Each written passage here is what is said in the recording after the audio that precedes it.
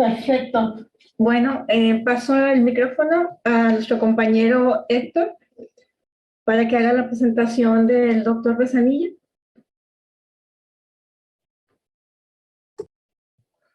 Muchas gracias, Elena. Bienvenido al doctor Besanilla.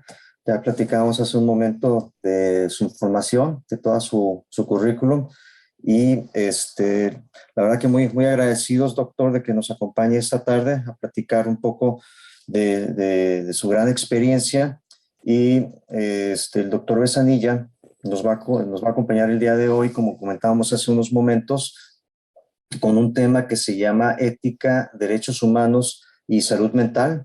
Hace unos momentos ya platicábamos sobre su vasta experiencia, su actividad académica, en donde comentábamos que pues ha sido su formación profesional es psicólogo clínico por la Universidad del Valle de México, especialista en psicoterapia de grupos y psicodrama, por el Centro de Estudios Psicodramáticos, una amplia experiencia profesional, fundador de varias instituciones, del fundador de investigaciones del Inconsciente México, director científico del Instituto Eleusis, fundador y director de Psicología Integral y Educación Integral AC, miembro fundador del Consejo Mexicano de Psicología, investigador del Sistema Mexicano de Investigación Psicológica, en Psicología, perdón.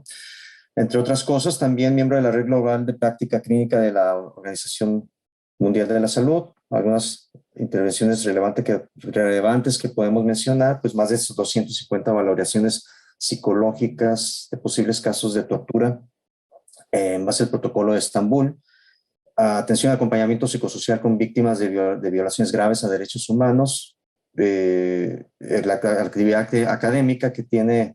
Podemos mencionar entre varias cosas, es docente desde nivel bachillerato hasta doctorado en diversas instituciones, fundador y docente del Diplomado Valoración Psicológica de la Tortura y Protocolo de Estambul, de la Universidad Autónoma del Estado de México, fundador de la revista internacional PEI por la Psicología, Educación Integral. Entonces, pues nuevamente muchas gracias, doctor Besanilla, por acompañarnos y hacernos el favor de compartir su conocimiento, sus experiencias. El micrófono es suyo. Al final de su participación, pues sí nos gustaría que nos hiciera el favor de permitirnos algunas preguntas y aclararnos algunas cuestiones que pudieran surgir, doctor. Claro que sí. Muchísimas gracias por la invitación. Y me viene muy bien empezar un poco antes porque venía yo un poco preocupado porque el tema que vamos a platicar hoy es complejo. Tiene muchas aristas, muchos matices, y estaba yo preocupado de que en 40 minutos no lo iba yo a lograr, pero eso me permite relajarme un poco. Bueno, miren, vamos a empezar y con todo gusto, cuando termine, platicamos. Estoy a sus órdenes para dialogar sobre lo que ustedes consideren. ¿Les puedo compartir mi pantalla? Sí, aquí está. Muy bien. Bueno, voy a compartir mi pantalla, ya la ven, ¿verdad? Bien. Entonces voy a ir platicando. Si me hacen favor a lo mejor de apagar los micrófonos para que no se nos meta ruido ambiental, y cuando yo termine, con todo gusto podemos dialogar. Bueno, como comentaban, el tema que me gustaría reflexionar con ustedes es sobre ética, salud mental y derechos humanos. Y este es un tema complejo, muy complejo. Como les decía, tiene muchas aristas, tiene muchos matices. Una pregunta, no están grabando la sesión, ¿verdad? Sí, sí se está grabando. Sí se está grabando. Ah, buenísimo. Bueno, tiene muchas aristas, tiene muchos matices, y entonces voy a tratar de abarcar la amplitud del tema, no realizar un análisis superficial, tratar de no hacer generalizaciones impertinentes, ¿sí? Y bueno, la objetividad es relativa, porque la objetividad tiene que ver con la posición que asumimos ante los objetos. Entonces, Es muy importante que tengamos claro dónde estamos parados cuando nos acercamos a un fenómeno y asumamos la responsabilidad que ello implica, ¿no? Bien. Bueno, partamos de la concepción de salud mental. La Organización Mundial de la Salud en el año 2013 nos dice que la salud mental tiene que ver con un estado de bienestar. Bienestar. Este concepto deriva de la noción general de salud, ¿no? De un estado de equilibrio y no solamente la ausencia de enfermedad, que también plantea la OMS. Entonces, un estado de bienestar en el cual el individuo es consciente, o sea, ya implica un fenómeno de conciencia de sus propias capacidades, afrontar las tensiones normales de la vida, trabajar, la vida cotidiana, los hijos, la familia, la pareja, responder a las demandas del ambiente, ¿sí? Como diría Freud, tener la capacidad de amar y de trabajar, ¿no? Trabajar de forma productiva y fructífera, Recording in progress. No solo económicamente, y poder hacer una contribución a nuestra comunidad. Esto es, poder dejar un mundo mejor del que encontramos. Bien. Bueno, y entonces aproximémonos al concepto de bienestar. Yo quiero preguntarles y que reflexionen ustedes y ahorita lo platicamos. Hoy es el Día de la Tierra, por cierto. A nivel global enfrentamos una situación de incertidumbre y de violencia. Estamos a 1 centímetro de la Tercera Guerra Mundial. Estamos a 1 centímetro de que empiecen a volar cohetes nucleares, ¿no? Estamos viviendo un contexto de pospandemia. Tenemos masacres cotidianas, ¿no? Incluso hace poquito, el fin de semana, los rusos hicieron una masacre en Ucrania. Tenemos una crisis económica muy fuerte a partir de la pandemia. Ya veníamos con ella y a partir de la pandemia se ha recrudecido. La inflación está por los cielos. Estamos enfrentando el cambio climático. Tenemos mucho más calor. Ahí en el norte ustedes tienen una sequía importante. Nuevo León está en una crisis de agua muy seria. Enfrentamos violaciones muy graves a los derechos humanos. Tenemos 6 mujeres asesinadas diario. Tenemos en el año 2016 teníamos 12 desaparecidos al día, ahora tenemos cerca de 18 desaparecidos diarios y pues me parece que hemos perdido la conciencia de lo humano y la conciencia del otro, ¿no? Entonces, realmente tenemos una situación de bienestar. Y en México, bueno, para reflexionar en torno a la salud mental que tenemos, pues habría que reflexionar sobre la calidad de vida que tenemos, sobre las condiciones de marginación de la población, sobre la situación de desarrollo humano, los niveles de delincuencia, de violencia y el estado de los derechos humanos. ¿Qué sería la calidad de vida? La calidad de vida dice Palomba, Rubén, Ursúa y Caqueo, dicen que la calidad de vida se compone por indicadores objetivos relacionados específicamente con las condiciones de vida y con la satisfacción que se percibe en torno a estas. Por ejemplo, Romero considera fundamentales las dimensiones de seguridad y de criminalidad para percibir una buena calidad de vida, las condiciones materiales y laborales, educativas, de salud, las relaciones sociales y la dinámica familiar. Entonces yo los invito a que vayan haciendo un mapa mental donde a ver cómo está la seguridad, la criminalidad, cómo está la situación laboral, las condiciones materiales, la situación educativa, la salud, ¿no? Las garantías del Estado sobre los derechos humanos, las relaciones sociales, la dinámica de las familias, ¿sí? Y entonces es muy importante tener presente y tener claro que ante malas o deficientes condiciones de vida, los sujetos nos encontramos ante condiciones de violencia estructural. La violencia estructural que por su propia dinámica y características impide la realización de nuestros derechos fundamentales. Pero además, esta violencia estructural se oculta dentro de la dinámica de las instituciones. Y eso recrudece y fortalece el ciclo de vulnerabilidad y de exclusión.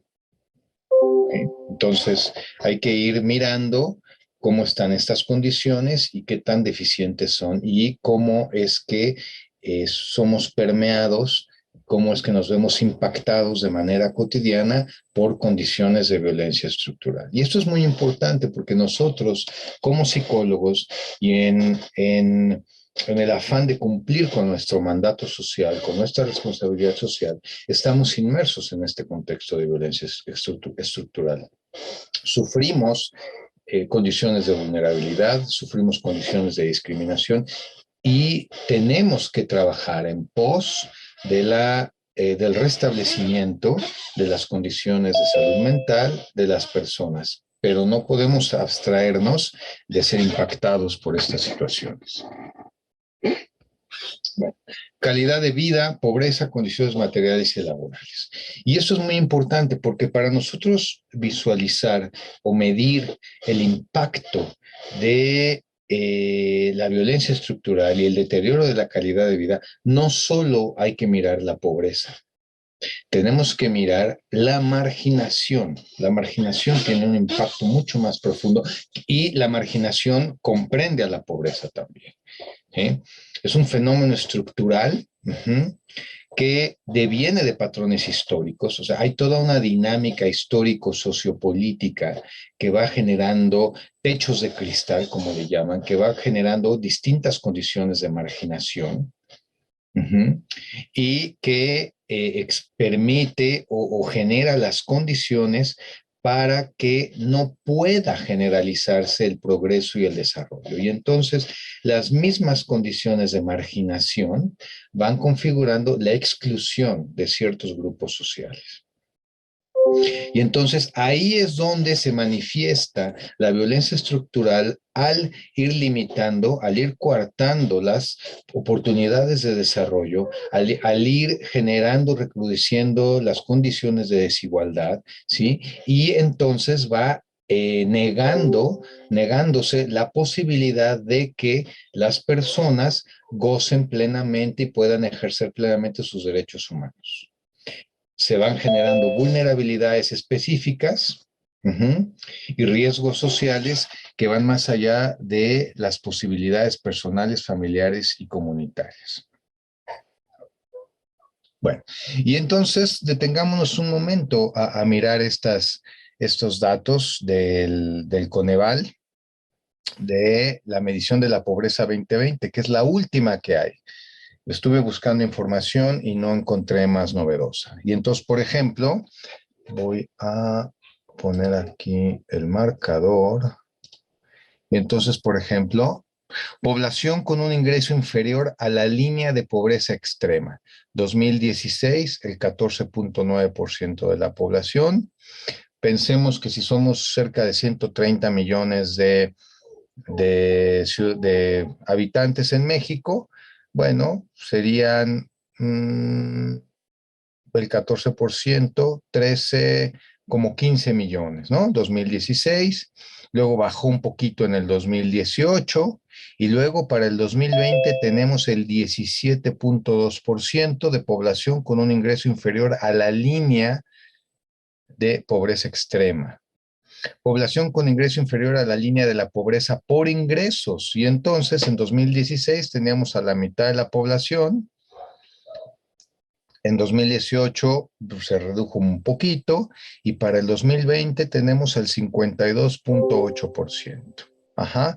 Pero vean cómo, yo no sé si ustedes recuerdan sus clases de estadística de la licenciatura, de la maestría, cómo la estadística es un instrumento matemático que nos permite mentir y manipular la realidad. Y entonces vean, si aquí tenemos población con ingreso inferior a la línea de la pobreza 52.8, ¿cómo es que ahora acá en los datos de pobreza tenemos el 43? Y aún así se incrementó, ¿eh? 2016 43.2, 2018 41.9 y 2020 43.9% de la población en pobreza. Y por el otro lado, acá, ¿cómo es que acá población con ingreso inferior a la línea de la pobreza extrema, 17.2, y acá población en pobreza extrema, 8.5, y aún así se incrementó. Y luego tenemos población vulnerable por carencias sociales, pues bajó. A ver, ¿cómo es que se incrementa el índice de las personas con pobreza, pobreza extrema, y cómo es que disminuye la vulnerabilidad por carencias sociales? No me queda muy claro. La vulnerabilidad por ingresos se incrementó, y entonces, ¿cómo es que disminuye la vulnerabilidad por carencias sociales y se incrementa la vulnerabilidad por ingresos? ¿Será que está jugando por ahí el clientelismo? ¿No? No lo sé. Pero ahora veamos la marginación, las condiciones de marginación. Y entonces, por ejemplo, el nivel de población en rezago educativo. Rezago educativo quiere decir que no se ha logrado cumplir con las metas mínimas de educación. Y entonces en 2016 el 18.5%, en 2018 el 19% y en 2020 el 19.2%. Gente, tenemos cerca de 10 millones de mexicanos que todavía son analfabetas, ¿no? O por ejemplo, aquí al parecer se incrementó el acceso a los servicios de salud, el 28.2%, pero ya no hay seguro popular y no hay medicamentos. Y entonces, ¿cómo es que se ha incrementado el acceso a los servicios de salud? No lo sé, no me queda claro. Acceso a la seguridad social, pues disminuyó. ¿Cómo es que se incrementa el acceso a los servicios de salud y disminuye el acceso a la seguridad social? No me queda claro. Calidad y espacio de vivienda. La calidad de la vivienda y el espacio para la vivienda.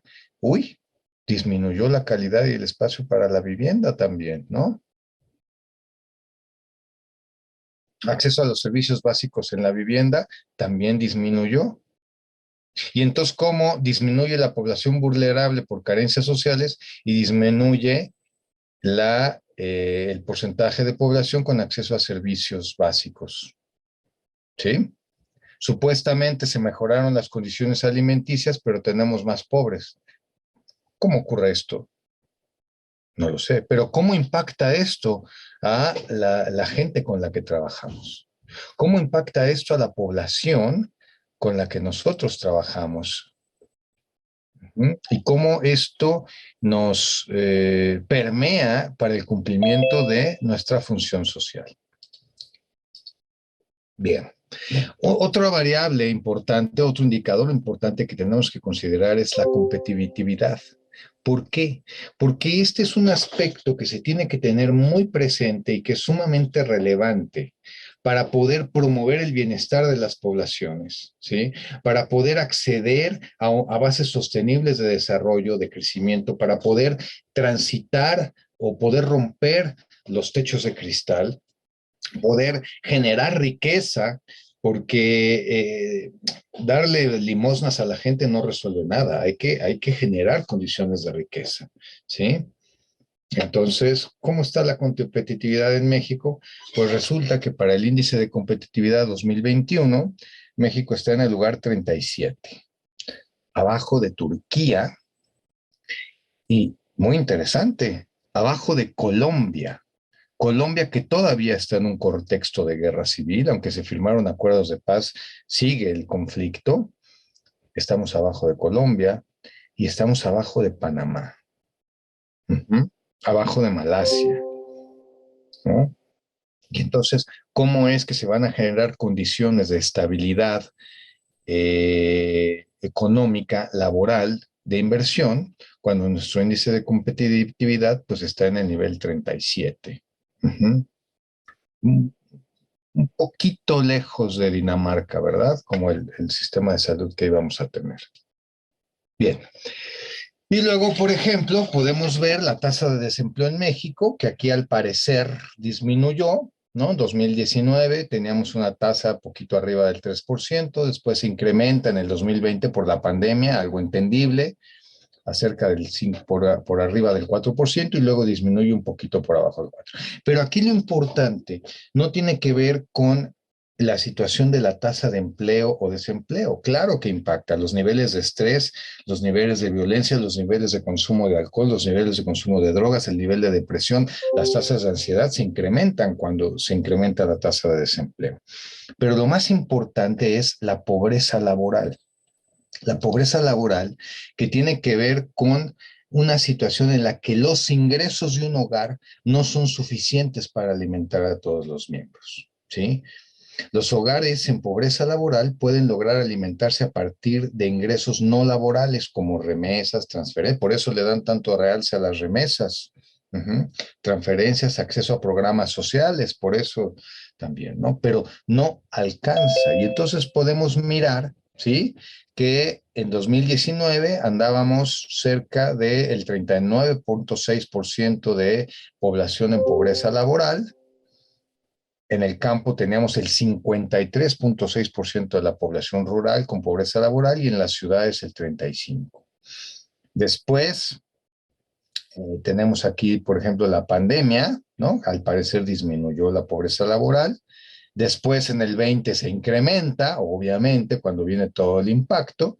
Y ya después para el 2021, si vemos el cuarto trimestre, tenemos en promedio el 40% de la población en pobreza laboral.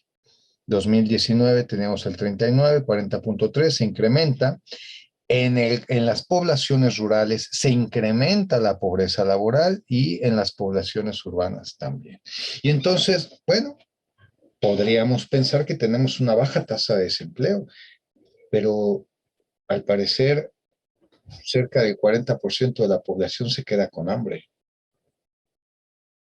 Cerca del 40% de la población no tiene los ingresos mínimos para cubrir sus necesidades. ¿Cómo impacta eso a nuestra labor como profesionales de la salud mental? La OMS considera la pobreza como la enfermedad más mortal del mundo. ¿Por qué? Porque se generan problemas importantísimos. Y en México todavía tenemos poblaciones que mueren por enfermedades de la pobreza. Hay impactos severos, por ejemplo, en la mortalidad materna, en la mortalidad infantil, ¿sí? Las enfermedades crónicas tienen que ver con la pobreza laboral y las enfermedades infecciosas. La Organización Panamericana de la Salud dice: los determinantes de salud son propiedades basadas en el estilo de vida, afectadas por amplias fuerzas sociales, económicas y políticas que influyen en la calidad de la salud personal. Y entonces, la calidad de vida y las posibilidades de realizar un estilo de vida saludable está influido por determinantes socioeconómico-culturales. ¿Qué es lo que está disponible y con los recursos con que cuento, a qué puedo acceder?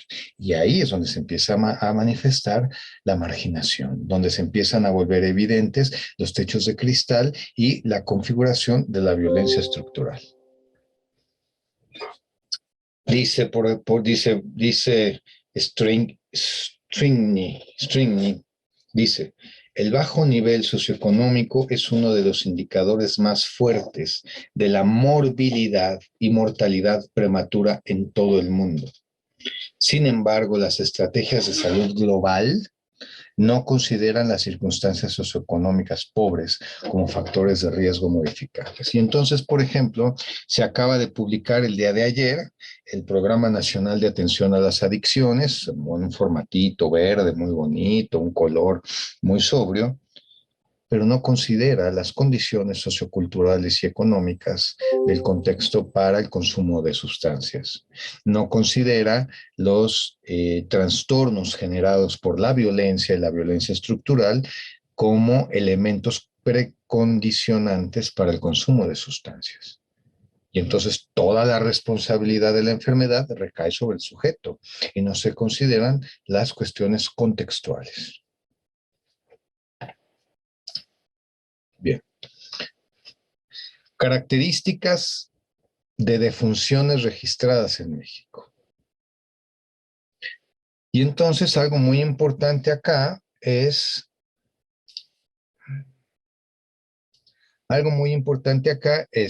esto es al 2019, ojo, al 2019, porque tenemos la variable extraña de la pandemia.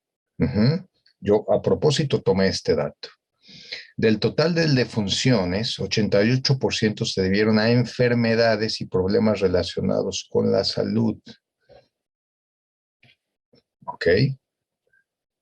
Mientras que el 11.2 fueron por causas externas, principalmente accidentes, homicidios y suicidios. Las tres principales causas de muerte son las enfermedades del corazón. ¿Se acuerdan de las variables socioculturales para la salud? De diabetes. Yo puedo estar enfermo de diabetes, pero si tengo las condiciones para cuidar mi alimentación y cuidar mi estilo de vida, puede no, y además la conciencia de salud puede no evolucionar. Y los tumores malignos. ¿Y qué correlación existe entre los tumores malignos y el consumo de agua contaminada, el consumo de alimentos chatarra, el consumo de grasas saturadas? Bien. Ok. Otra categoría importante que debemos tomar en cuenta, y aquí sí el índice de desarrollo humano de 2019, porque apenas entre 2021 y 2022 se está haciendo el nuevo estudio, entonces este es el último que está publicado. Dice, según el estudio elaborado por técnicos del Programa de las Naciones Unidas para el Desarrollo, cuyo objetivo es evaluar el desempeño de los países en materia de bienestar social, el país, México, cayó 2 posiciones en comparación con 2017. O sea, para el 2019 disminuyó nuestro índice de desarrollo humano. Cuando ocupamos la mejor posición, que era la 74. México tiene una calificación, ¿sí?, de 7.67, Noruega el 954, Nigeria 377.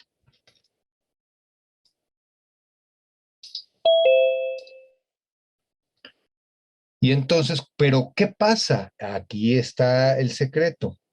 Cuando se hace el ajuste por desigualdades, ¿sí? Por desigualdad, o sea, por condiciones de marginación y la distancia entre los que tienen mejores condiciones de vida y los que tienen peores condiciones de vida, México cayó 17 lugares. O sea, las desigualdades entre la población se incrementaron. ¿Cómo impacta eso a la población con la que trabajamos?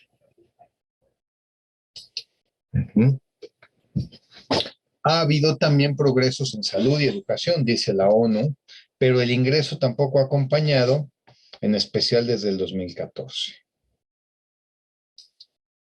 Bueno, aquí podemos ver que en México, por ejemplo, la esperanza de vida al nacer, en el 90 era de 70.9, para el 2019 de 75.1, ¿no? Años esperados de escolaridad, 10 y 14. Años promedio de escolaridad, fíjense, años esperados de escolaridad 10 y 14, años promedio de escolaridad 5 y 8. Esto quiere decir que nosotros, cuando ya estamos hablando de posgrado, pues estamos cerca del 5% de la población. Ingreso per cápita, 14,500 y para el 19, 19,160. Ok, y ahora sí, vamos a la siguiente variable. Violencia y delincuencia, y esto es importante. Podemos ver el histórico de homicidios y grábense por favor estas cifras de homicidios. porque de manera muy curiosa, el indicador de homicidios desapareció de la encuesta nacional de victimización y percepción de seguridad. Ya no se considera como una variable. Pero entonces miren, por ejemplo, en el 97 llegamos a tener 16,800 homicidios. Por ahí del 2006, ¿no? Cuando inició la guerra contra el narco, el Plan Mérida, teníamos 11,000. Por ahí del 2009, 16,000. Por ahí del 2011 fue el peor año, uno de los peores años de Calderón, 22,000. Y luego inicia el sexenio de Peña Nieto en el 2012, 21,000. Atrapan al Chapo, 17,000. Y de repente, en 2018, y nos vamos para arriba. 2019, 29,000. Y ahorita ya superamos el 100% de todos los muertos del sexenio de Calderón y vamos a más del 50% de los de Peña Nieto. ¿Ok? 2019, 29,401 personas asesinadas. Por ejemplo, cambio porcentual en homicidios en el semestre 1 del 2020. Incremento mayor al 25%, incremento menor al 25%, reducción menor al 25%, reducción mayor al 25%. Y esto es muy importante porque hay un estudio publicado por el ITESO donde analizan si en México estamos en un contexto de conflicto armado no internacional, esto es una guerra interna, y concluyen que dadas las condiciones y características de organización, de capacidad de fuego, de manejo territorial que tienen los grupos delictivos, se pueden considerar como grupos armados. Y entonces concluyen que si nos encontramos en un contexto de conflicto armado no internacional, lo que pasa es que no es ideológico como el de Colombia. Es un conflicto armado en función del control territorial, del control del tránsito, la producción de drogas y del control del territorio. No sé si ustedes recuerden que el año pasado el Departamento de Justicia de los Estados Unidos publicó un informe sobre México donde decían que el 33% del territorio nacional, o sea, la tercera parte del territorio nacional, estaba bajo control de los grupos de la delincuencia. Eso es algo muy delicado, porque quiere decir que el Estado, el gobierno, el Estado y sus instituciones no tienen un control sobre el territorio. Entonces, los grupos de la delincuencia ejercen funciones de Estado, cobran impuestos, controlan el territorio y coordinan la seguridad. Y ellos vigilan el ejercicio de los derechos humanos y el Estado no tiene injerencia ahí. Eso es algo sumamente delicado. Bien, ¿no? Entonces, por ejemplo, podemos ver las víctimas de homicidios cometidos por arma de fuego por entidad al 15 de junio del 2021, ¿no? El 68,7% del total de los homicidios son con arma de fuego. O sea, ya es con un enfrentamiento significativo, ¿no? Y podemos ver dónde se ha incrementado y dónde se concentraron esos homicidios, ¿sí? Bueno, y entonces ahora, ¿cómo impacta eso a nosotros? Seguramente todos nosotros tenemos un familiar, tenemos un conocido que ha sido víctima de la delincuencia.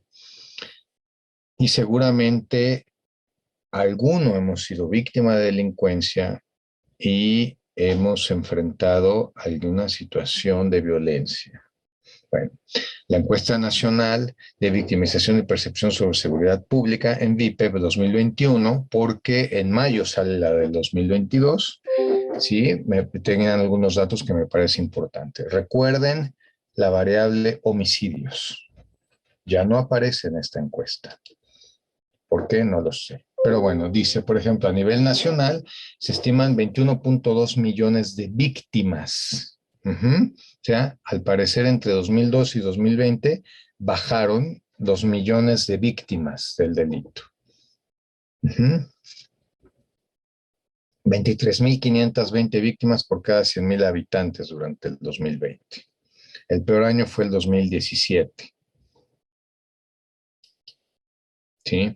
Tenemos entonces, por ejemplo, la incidencia delictiva es mayor en los hombres que en las mujeres, la mayoría de los delitos, sin embargo, en los delitos sexuales se incrementan en las mujeres. Pero y entonces veamos, por ejemplo, robo, asalto en la calle o en el transporte público, cuando la gente va a su trabajo, cuando la gente va a su casa, fraude, se incrementó el fraude, obviamente, entre el 20 y el 21, especialmente los fraudes electrónicos, la extorsión, las amenazas, y ya no están los homicidios aquí.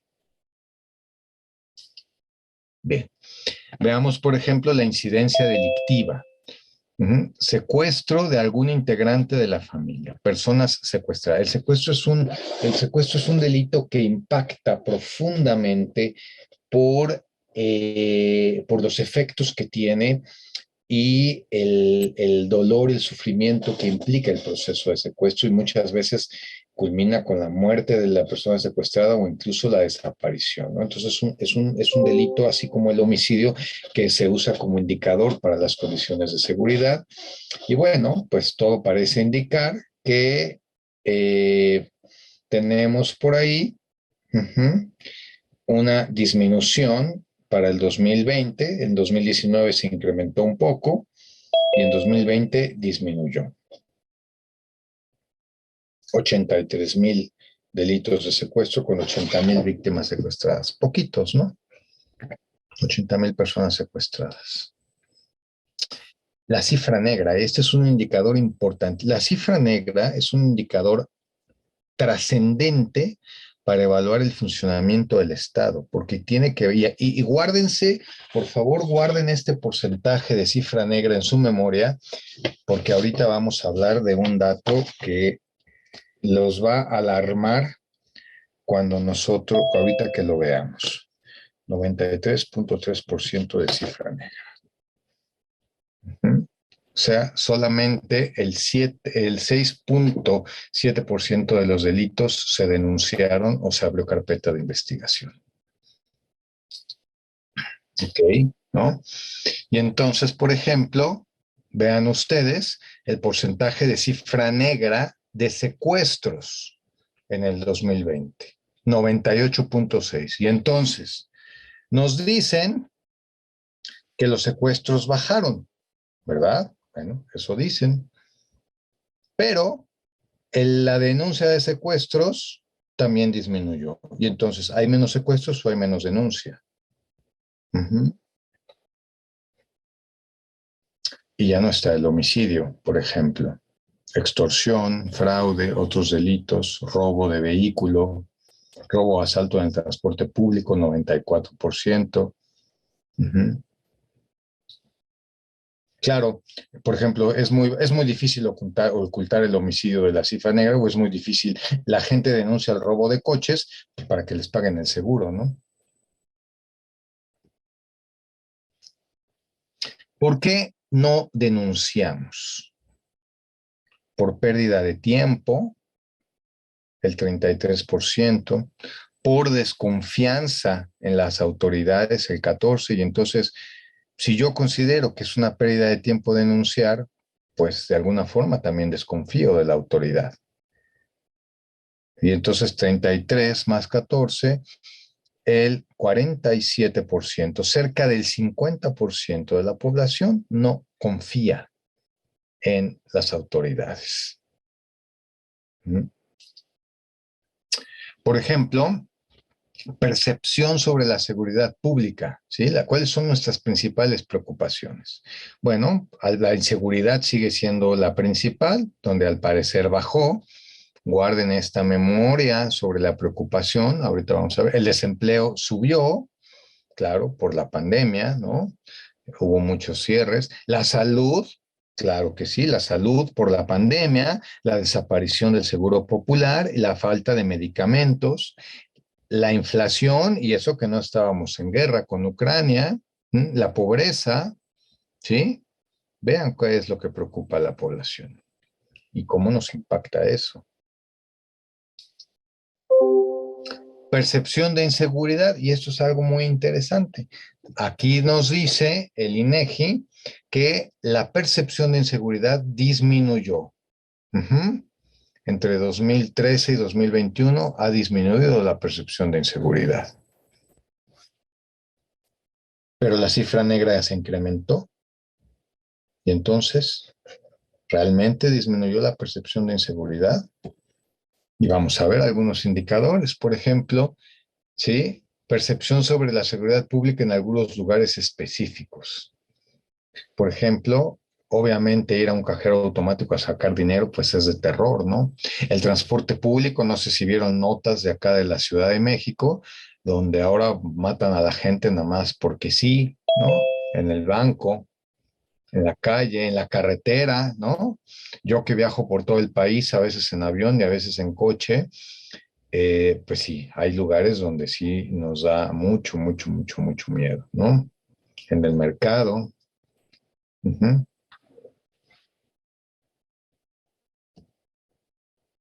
Por ejemplo, bajó la percepción de inseguridad, la percepción sobre la seguridad pública y las conductas delictivas. Bajó la percepción de inseguridad, pero se incrementa el consumo de alcohol en la calle. ¿Sí? Se mantiene muy cercano el consumo de drogas. Uh-huh. Se mantiene muy cercana la venta de drogas. ¿Sí? Atestiguación de consumo y venta de drogas se incrementó 48.1 contra 32.6. Y entonces, ¿cómo? ¿Bajó la percepción de inseguridad? Cambios en el comportamiento. Fíjense, bajó la percepción de inseguridad, pero se incrementó el no permitir que los hijos salgan a jugar. Más gente del 61 al 66% no dejan que sus hijos salgan a jugar.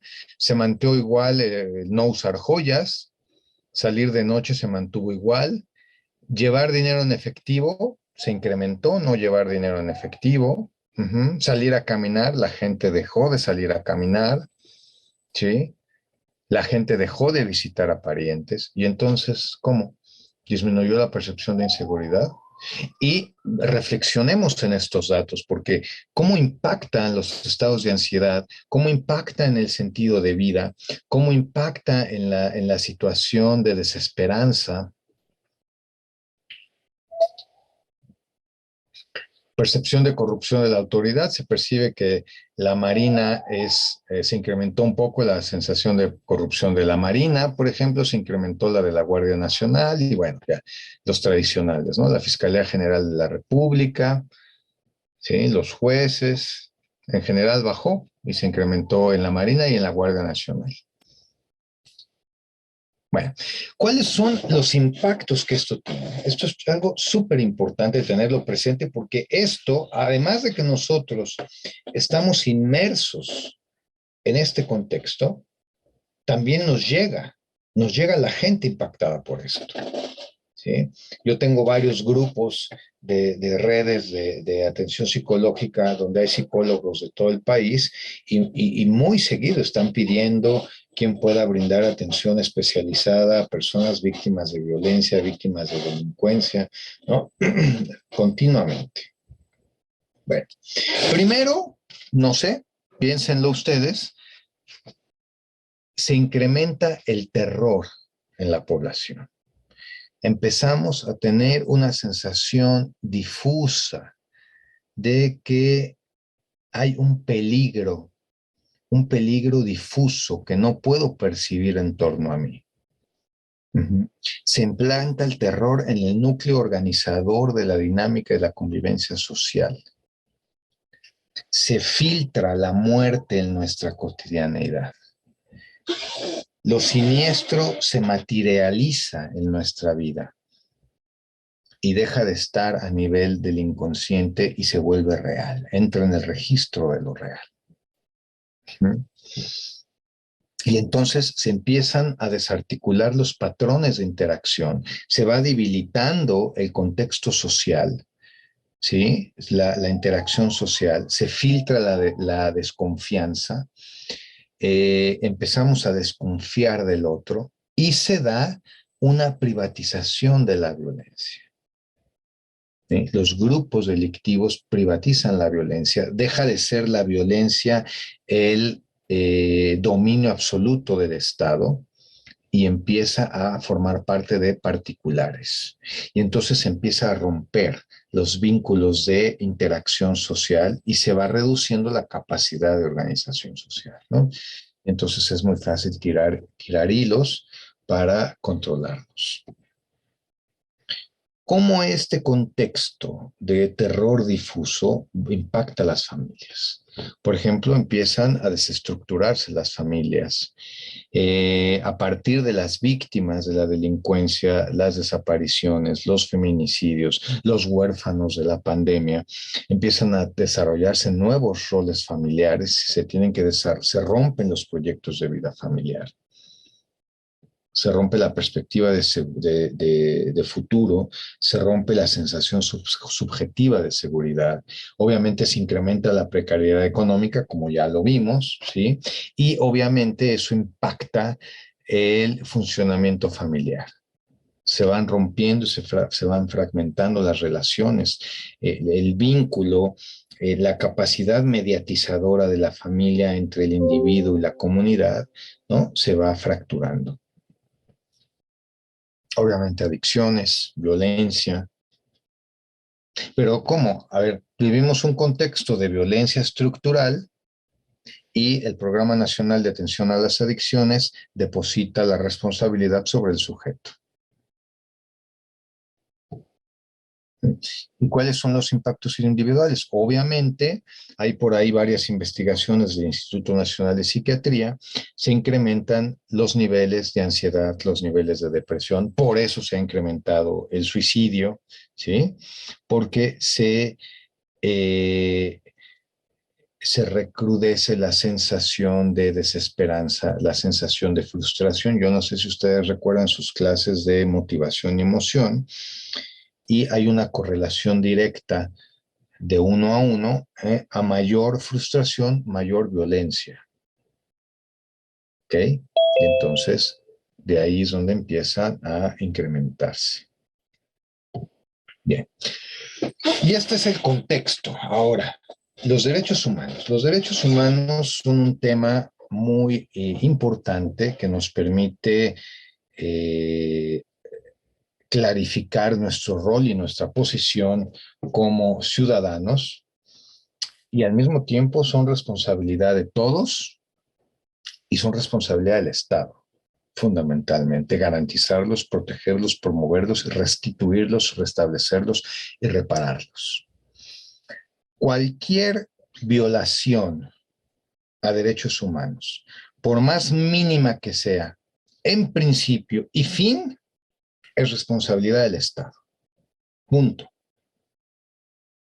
Ese es su sentido, el sentido primario del Estado. Y cuando un Estado no tiene la capacidad para garantizar, proteger, promover, restituir los derechos de sus ciudadanos, es un Estado fallido. Tenemos fundamentalmente los de primera generación, el derecho a la libertad, el derecho a la vida, a la propiedad, a la intimidad, ¿sí? Pero bueno, pues ahora ya con Pegasus, ¿cuál intimidad, no? ¿Cuál derecho a la vida con el nivel de desaparecidos que tenemos, con el nivel de homicidios que tenemos? El trabajo digno, pero ¿cómo voy a tener un trabajo digno si vivo en condiciones de pobreza laboral? Una vivienda digna y una educación. ¿Cómo vamos a gozar la vivienda digna cuando se ha reducido el espacio de la vivienda y cuando se ha reducido la calidad de la vivienda? Y si estamos en un contexto de rezago educativo, si se ha disminuido el presupuesto para la cultura, si las jornadas laborales, si vivimos en pobreza laboral, ¿cómo voy a poder tener un descanso si tengo que trabajar más para poder comer lo mismo, comer un poco mejor? ¿Sí? Derecho a la paz, si vivimos bombardeados permanentemente por imágenes tanto de guerra internacional como de violencia interna. Derecho al medio ambiente sano, si se están incrementando los índices de contaminación y se está destruyendo el patrimonio natural del país. Bien. Y entonces, nosotros vivimos actualmente en un contexto severo, una crisis profunda de derechos humanos, ¿sí? Acabamos de vivir el hallazgo de encontrar los restos de esta chica que estaba desaparecida, pero eso es solo un ejemplo. Desaparecen más de 6 mujeres al día en México. Ustedes no sé si recuerden que el año pasado estuvo aquí en México por invitación del gobierno el grupo de trabajo sobre desaparición forzada de la ONU. Y entonces, en su informe de su visita del año pasado, dice que México enfrenta una terrible crisis forense con más de 52 cuerpos sin identificar y que nos va a llevar más de 120 años identificar todos esos restos, más los que se acumulan. Y se acumulan más de 15 desaparecidos al día. ¿Sí? La ley de prevención de la desaparición no se ha implementado. La Comisión Ejecutiva de Atención a Víctimas está completamente desmantelada. La Comisión Nacional de Búsqueda no funciona, no opera.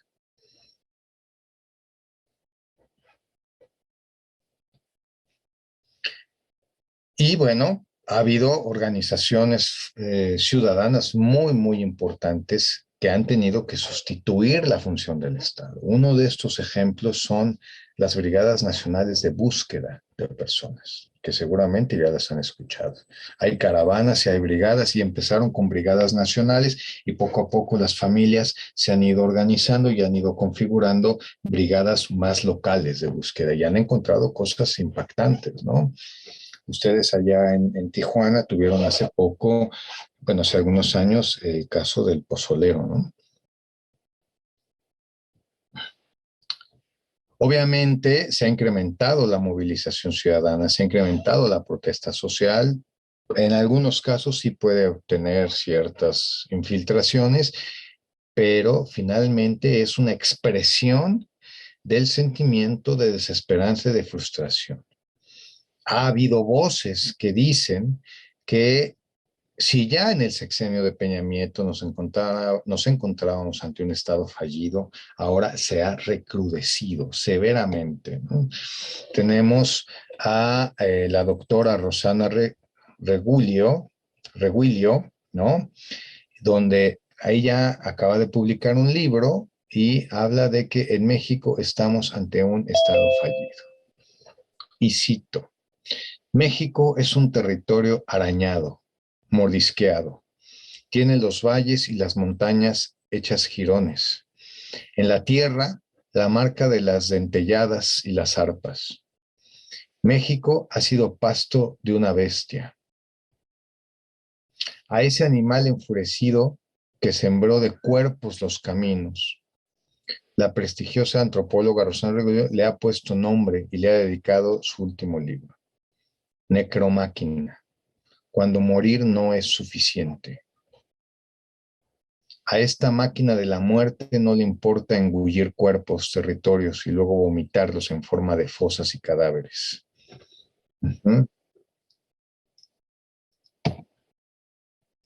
Y bueno, apenas la semana pasada se publicó la cifra oficial de desaparecidos y por eso les pedía yo que tuvieran en mente el porcentaje de cifra negra.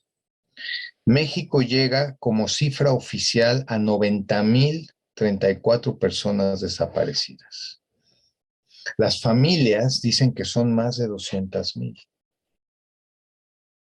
Pensemos que si la cifra negra es del 93,3% y la cifra oficial es de 90,000, ¿ven? Pensemos que se han denunciado el 10 o el 15% de las desapariciones. Pues parece que la cifra de las familias tiene cierto sentido, ¿no? Estados que concentran la desaparición de personas: Jalisco, Michoacán, Estado de México, Ciudad de México, Tamaulipas. Un amigo muy, muy querido es el director de análisis de contexto de la Comisión de Búsqueda de la Ciudad de México. Él entró este año, él estaba en los bomberos, tiene más de 25 años de trabajo en derechos humanos y dice que no tenemos ni idea del número de desapariciones que hay en la ciudad, que es impactante, impactante. ¿Mm? Tenemos Nuevo León, ¿sí? Que ahorita se ha incrementado severamente la crisis de desaparición, específicamente de mujeres en Nuevo León, ¿no?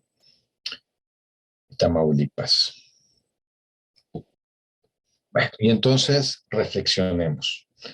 Salud mental. ¿Realmente estamos en un estado de bienestar donde podemos tomar conciencia plena de nuestras capacidades? ¿Las tensiones que enfrentamos son normales? ¿O estamos en un estado de victimización continua y de violencia? ¿Realmente tenemos las condiciones para trabajar de manera segura, productiva, fructífera y tener un sentido y un sentimiento de contribución a nuestra comunidad?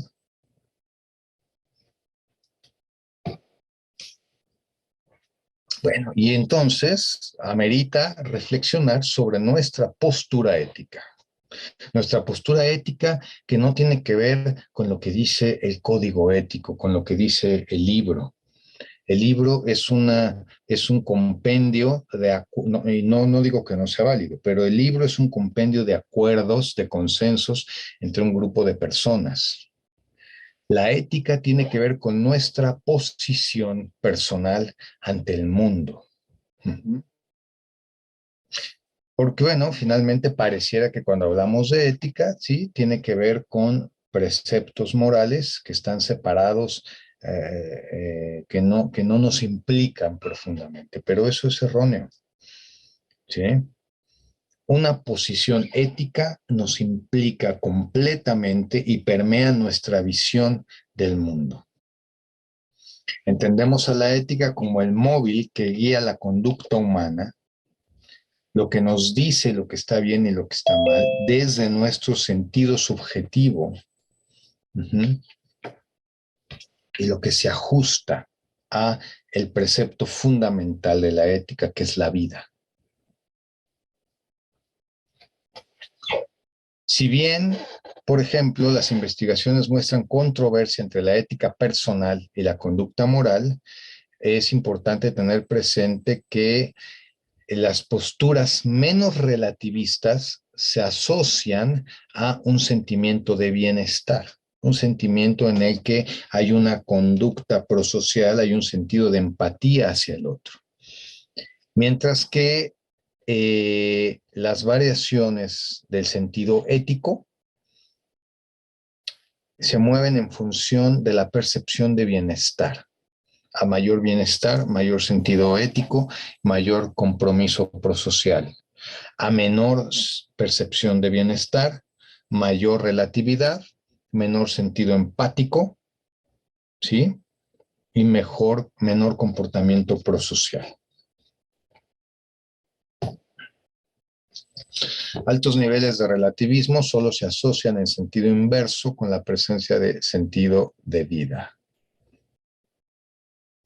A mayor relativismo ético, menor empatía. Bueno, y entonces vale la pena, ya ya estoy cerca de terminar, espero no haberlos aburrido mucho. ¿Cuál es nuestra responsabilidad ética y humana ante los acontecimientos que estamos enfrentando? ¿Cómo la psicología como ciencia, cómo podemos incidir para frenar y revertir estos fenómenos? ¿Realmente tenemos la capacidad, los conocimientos, los elementos? ¿Cómo esta situación pone a prueba tanto a las instituciones, ¿sí?, como a los cuerpos de conocimiento y a los profesionales? ¿Están nuestros referentes teórico-metodológicos preparados para enfrentar esta situación? ¿Cómo podemos desarrollar métodos e instrumentos para acompañar de manera adecuada a nuestros hermanos nacionales en este contexto? ¿Cómo? ¿Cómo te acercas? ¿Cómo yo, psicólogo, profesional de la salud mental, me acerco al padre de esta chica que acaban de encontrar el día de ayer? ¿Cómo? ¿Qué le digo? ¿Qué le puedes decir? ¿Qué le puedes decir a una madre que tiene más de 15 años buscando a 4 hijos desaparecidos?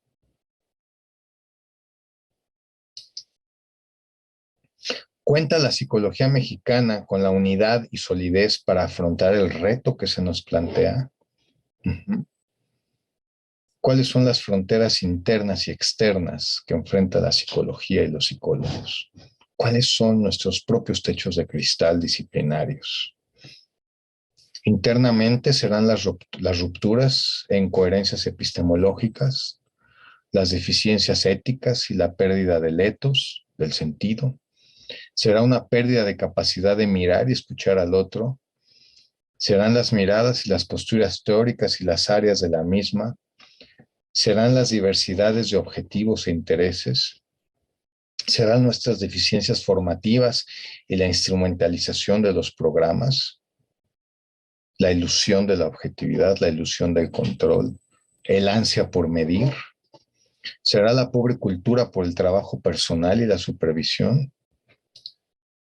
Externamente, ¿será lo deprimido de nuestro campo laboral y las pocas posibilidades de desarrollo? ¿Los limitados salarios a los que podemos acceder? ¿La pobre cultura de salud mental y el desconocimiento de las posibilidades que podemos ofrecer?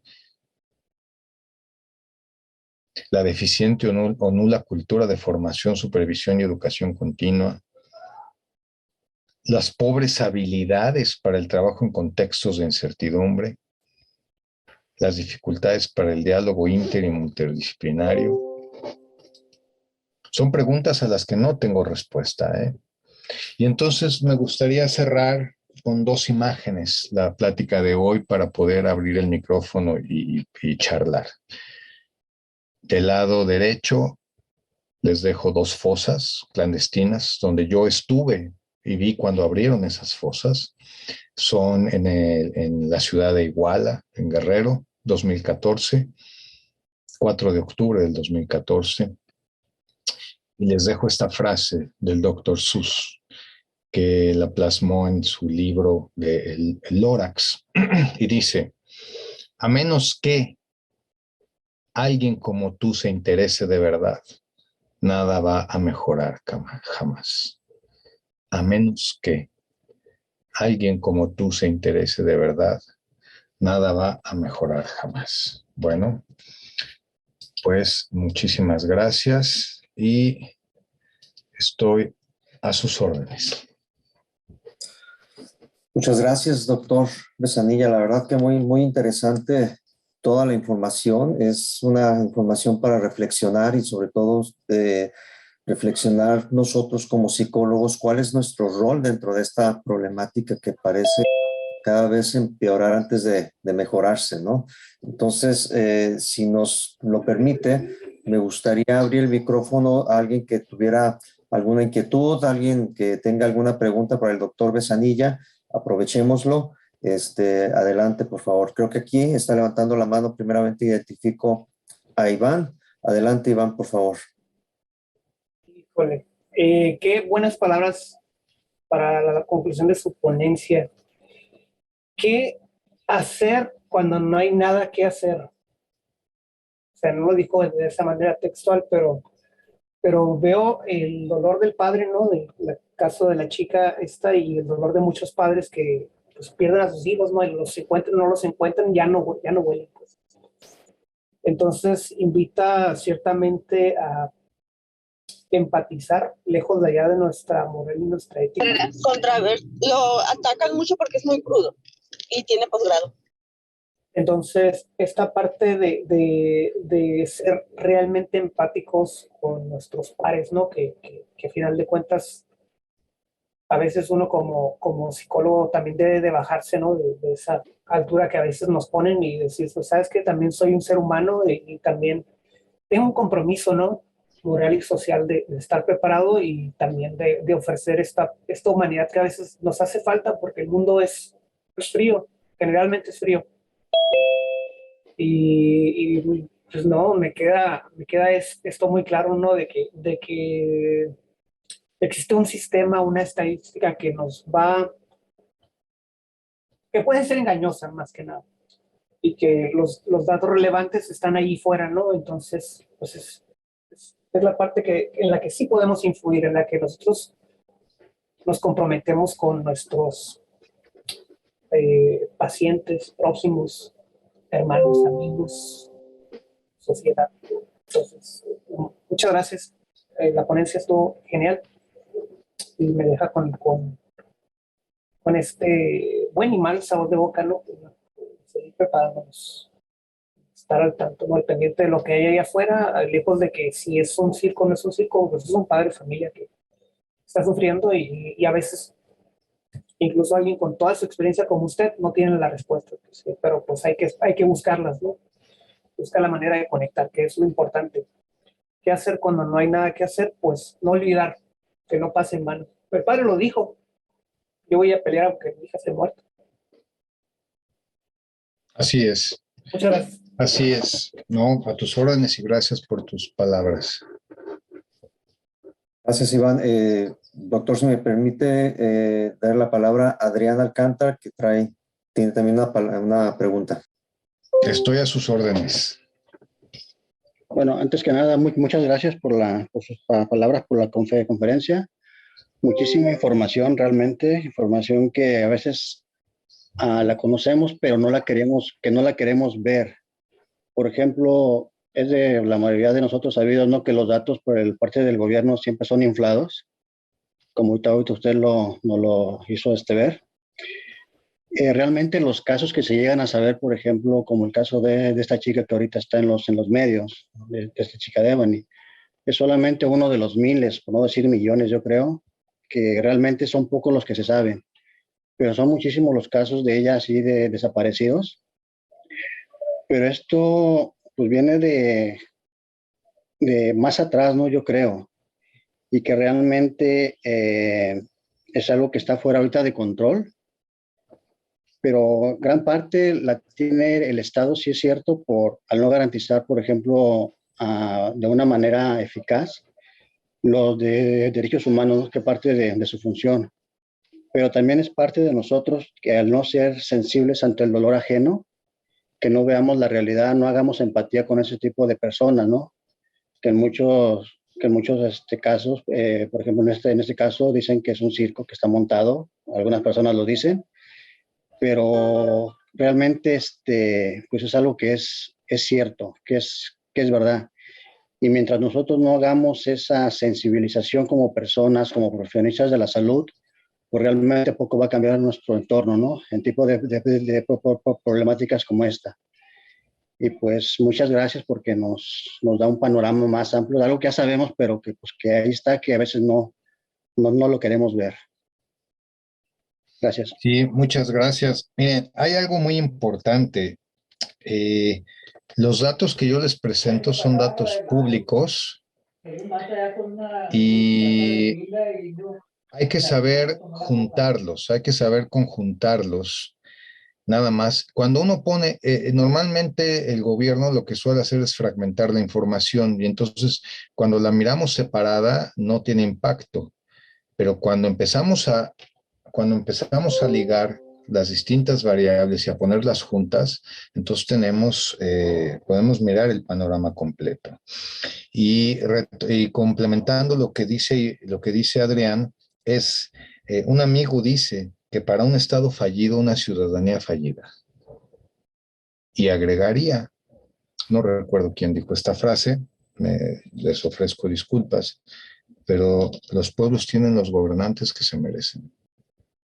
Y estamos en la situación que nos merecemos. porque hay que reflexionar sobre nuestro ejercicio ciudadano cotidiano. Muy bien, muchas gracias. Adrián, ¿alguien más? Doctor, quisiera ceder la palabra a María Gregoria Rosales. Nosotros le llamamos Goyita. Adelante, Goyita, por favor. Por favor, gracias. Hola, buenas tardes a todos. Buenas tardes, doctor. Totalmente de acuerdo a lo que comentaba Adriano. Mientras usted empezó su ponencia, yo venía con muchas expectativas y empecé a oír cifras y me fui haciendo como un globo, así como que me fui desinflando ante la realidad.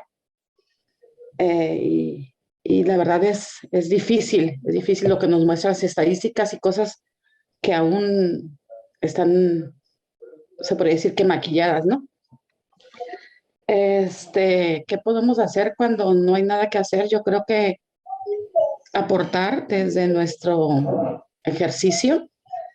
Bien decía Jani al principio que tenemos como psicólogos que seguir ciertos procedimientos, ciertos protocolos, llenar un sinfín de requisitos, pero yo agregaría a eso que jamás olvidaremos esa parte de que también somos seres humanos y que quien está enfrente de nosotros es un ser humano con necesidades muy semejantes probablemente a las mías, ¿no? Entonces, no olvidar esa parte humana en nosotros, sobre todo dar lo mejor de nosotros y pues yo creo que desde ahí es el cambio, desde la aportación que cada uno como individuos podemos darle a la sociedad.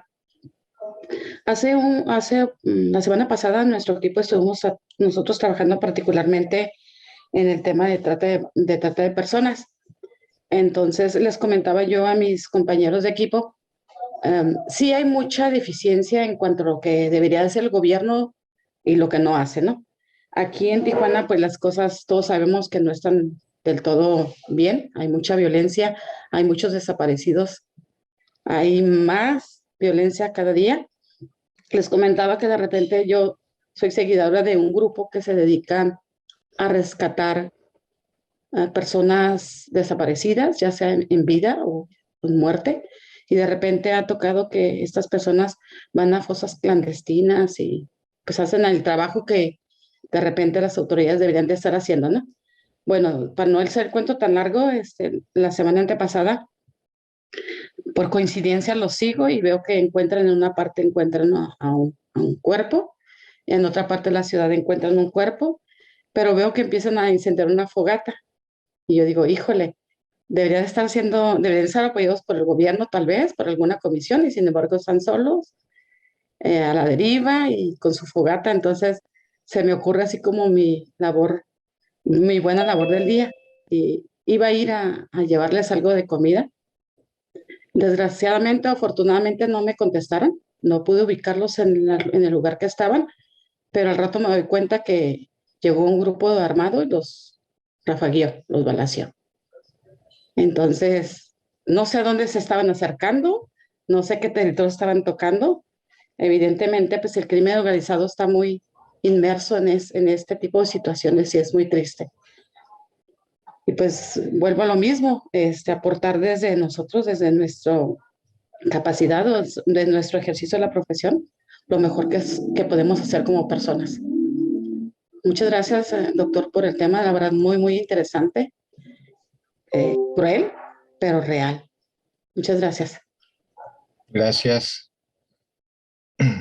Bueno, nos quedan pocos minutos. Les pedimos a los que sigan que sean un poco concretos con su pregunta, su comentario, para tener toda su oportunidad de escuchar la opinión del doctor. Estaría Karen, Elena, Denise, la psicóloga Jania y Belén Hernández son los que están en fila. Entonces, en ese orden. Adelante, Karen. Hola, buenas tardes, compañeros. Hola, buenas tardes, doctor. A mí me quedó un poco la duda con respecto a lo último que mencionó, que se me hace un poco complicado, ¿no? El acercamiento cuando tienes que darle la información a lo mejor a un familiar o cómo tratar la situación con un familiar que se entera que pues su familiar falleció y está desaparecido y después lo encuentran. ¿Cómo lo hace usted o cómo se le hace la mejor manera de acercarse para dar esta información o este acompañamiento? Bueno, hay todo un entrenamiento que se puede ir haciendo en atención y acompañamiento psicosocial a víctimas de la violencia.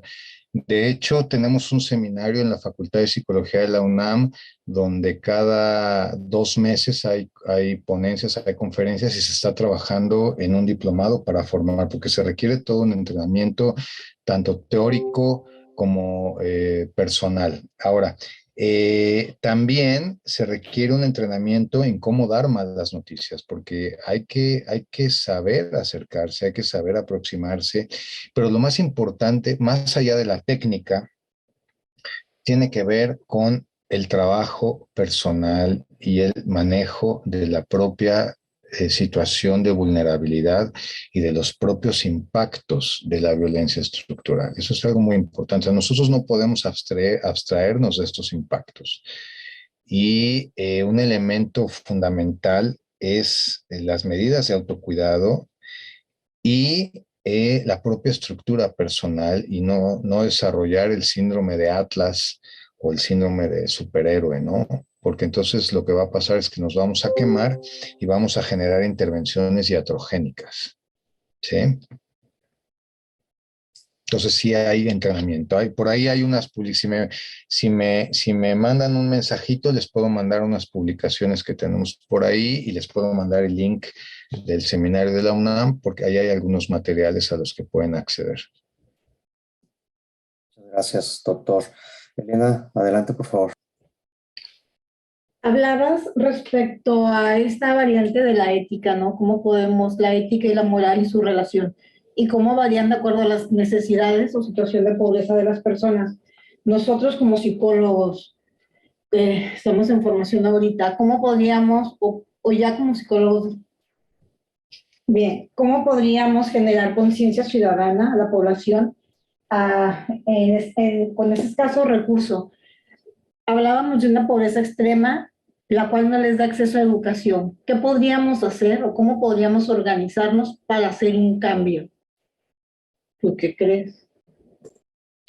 Bueno, realmente nuestra capacidad de incidencia en terreno inmediato, ¿no? O sea, yo conozco, por ejemplo, no sé si ustedes recuerdan por ahí del 2012, 2011, hubo un asunto muy sonado por allá en Tijuana, que es el asunto del hongo, donde mataron a unos policías federales en un círculo K por ahí en Tecate, y los policías federales hicieron un levantamiento de gente a lo bárbaro, ¿no? Bueno, yo atendí ese asunto.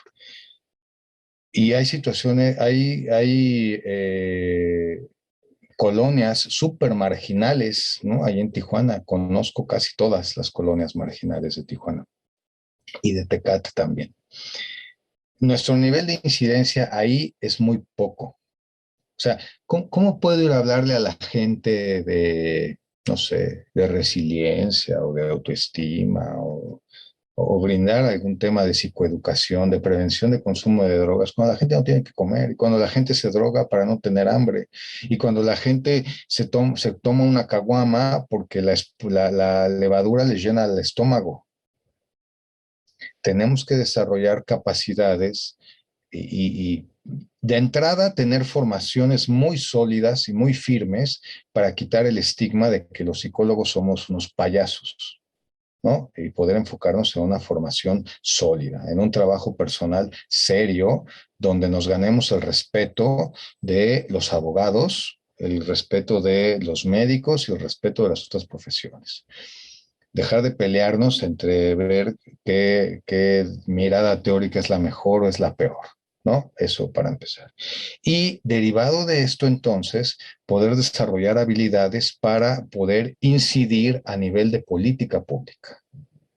Tenemos que tener habilidades, conocimientos metodológicos muy serios, conocimientos muy firmes. Tenemos que tener, ¿cuántos de ustedes están al día en las noticias nacionales? ¿Cuántos de ustedes tienen un conocimiento profundo sobre la historia y el contexto que estamos enfrentando? ¿Cuántos de ustedes tienen formación metodológica para desarrollar programas de impacto a nivel municipal y poder incidir en políticas públicas a nivel local, a nivel estatal o a nivel nacional? Ahí está el impacto. pero para eso tenemos que subir y tenemos que tener la capacidad de hablarnos de tú a tú con los tomadores de decisiones y que nos tomen en serio, no como los locos psicólogos, ¿no? Porque a nivel de terreno, nuestro nivel de incidencia es muy pobre porque el contexto de violencia estructural es muy profundo. Muchas gracias. Gracias a ti. Buenas tardes, doctor. Hola. Es el segundo año que tomo el taller que imparte Suprema Corte de Justicia sobre Psicología Jurídica y Forense. Habla de derechos humanos. No sé si le ha tocado saber un poco de ese curso, pero me llama mucho la atención que siempre se habla de derechos humanos y se habla de psicología en ese taller. Tengo un diplomado también en Psicología Jurídica y Forense, pero en base a su experiencia, ¿en algún momento realmente se irán a hacer adecuaciones para realmente tomar en cuenta los derechos humanos de las víctimas? Y no solo de las víctimas, de los familiares que también son víctimas, de los familiares que no solo viven el impacto del duelo, sino también viven el impacto de la marginación, de saber que en cuanto se publica una noticia de que falleció una persona víctima de violencia, algo habrá hecho, en qué habrá estado metido, pero el impacto psicológico para estas familias es brutal, porque no solo es no saber de sus familiares o encontrarlos fallecidos, sino también toda la falta de comunicación, no solo de comunicación, la falta de ética, tanto de personas, tanto de la sociedad como para tomar en cuenta a estas personas. Creo que en algún momento realmente se irán a tomar en cuenta los derechos de esas personas. O sea, sabemos que existen los derechos humanos, pero realmente se tomarían en cuenta en algún momento. Bueno, ahí estás hablando de dos niveles. Estás hablando del nivel institucional y estás hablando del imaginario social. A nivel institucional tenemos una de las mejores leyes de víctimas del mundo en papel, pero la Comisión Ejecutiva de Atención a Víctimas está desmantelada y está hecha un desastre, ¿no? Bueno. A nivel de imaginario social, hace 2 años, en el 20, publicamos un libro sobre tortura y protocolo de Estambul, donde hay dos capítulos ahí donde hablan sobre la tolerancia a nivel de imaginario social de la tortura como una práctica cotidiana y se tolera, ¿no? Entonces, es muy importante generar la aplicabilidad. Yo tengo una investigación pendiente que no he podido lograr, no he podido materializarla por cuestiones de trabajo sobre el concepto psicológico de derechos humanos, porque suena muy bonito en papel, pero no somos conscientes de nuestros derechos humanos, ¿no? No somos conscientes de lo que ello implica, porque los derechos humanos también implican responsabilidades ciudadanas. Yo no puedo exigir derechos si no me hago cargo de mi ciudadanía, ¿no? Entonces, eso es algo muy importante. Y bueno, pues las comisiones de víctimas están desmanteladas. Son cajas chicas del gobierno para manejar grupos de presión. Muy bien, muchas gracias, doctor. Y por último, una participación de nuestra compañera Belén Hernández. Buenas tardes a todos. Pues viendo estas estadísticas, lamentablemente creo que es a lo mejor hasta la mitad, ¿no?, de lo que es la triste realidad de nuestro país. Más que preguntas, un comentario, ¿no?, que viene más o menos acorde con estas situaciones. A veces, bueno, yo estoy trabajando ahorita actualmente en un lugar, el Santuario Migrante, en el cual es parte del DIF y llevan ahí pues a los niños que son migrantes. Como es un equipo nuevo, nos dan capacitación por parte de UNICEF y UNICEF nos daba un caso, nos exponía un caso en el cual pues había una chica que era de Rusia, la cual había sufrido acoso sexual por parte de los de las personas de migración. Nos exponían este caso, no voy a decir puestos, pero nos exponían este caso que se le había comentado a una persona. Esta persona hablaba a su jefe y su jefe le decía, pues no, esto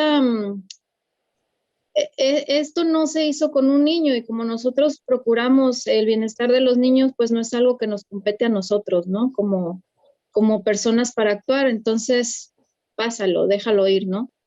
Nos preguntaban estas personas de UNICEF, sí, tú trabajas para el bienestar de los niños, ¿qué harías tú en este caso, no? Nosotros comentábamos, pues avisar a nuestros jefes, y si tus jefes no hacen caso, ¿qué harías? Bueno, pues no sé, irme más arriba, ¿no? Y si no tuvieras el apoyo de nadie, ¿qué harías como persona, ¿no? Como profesional.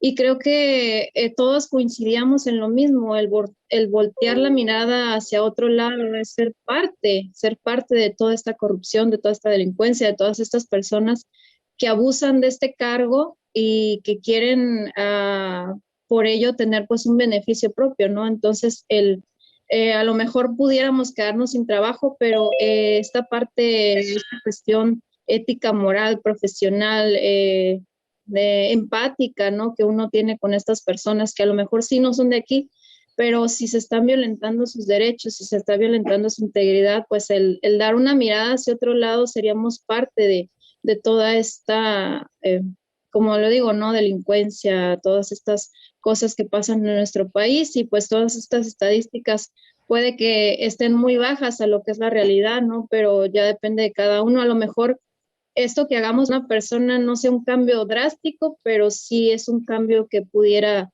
de poquito en poquito pues ser una ayuda, ¿no? Para todas estas estadísticas que se presentan todos los días. Que solamente Claro. ese era mi comentario. Claro. Bueno, pues sí, efectivamente, y como dice, ¿no? Como dice el Orax, a menos que a alguien como a ti le importe, nada va a cambiar, ¿no? Bueno, Pues a sus órdenes y muchas gracias. no, al contrario, doctor, muchas gracias por su ponencia, muy interesante, los datos impactantes, crudos, pero es nuestra realidad aquí en nuestro país y es como tenemos que abordarlo para poder contribuir desde nuestra, digamos, trinchera como psicólogos y ser de ese sector privilegiado que hemos tenido acceso a este nivel de educación en donde tenemos una responsabilidad social de apoyar a los que no han tenido las mismas oportunidades que nosotros. Y yo, a nombre de todos mis compañeros, quisiera entregarle, bueno, aquí virtualmente, el siguiente reconocimiento. Déjenme compartir pantalla, por favor. Me dice si la puede ver. Sí, sí la puedo ver. Entonces, que el reconocimiento que nosotros humildemente hacemos es a nombre de la Universidad Xochicalco Campus Tijuana. Otorgamos la presente constancia al doctor José Manuel Besanilla Sánchez Hidalgo por su valiosa y muy valiosa participación, colaboración como ponente en el foro de ética aplicada en la psicología con el tema de ética, derechos humanos y salud mental. Esto está fechado aquí en la ciudad de Tijuana el 22 de abril de este año 2022 y firmado por el maestro Miguel Isaías Salgado Cota, quien es director de posgrados. Doctor, muchas gracias y yo estoy seguro que mis compañeros también están muy agradecidos y muy interesados en lo que usted nos compartió y nos invitó a reflexionar. Muchísimas gracias y muchísimos saludos a mis colegas de Yucatán, que ahora sí está unido todo el país desde Tijuana hasta Yucatán. Así es. Honrosamente aquí está gente de todas partes de la República. Doctor, sí. Un abrazo virtual y seguimos en contacto. Un honor para mí. Muchas gracias. Que estén muy bien y mucho éxito en su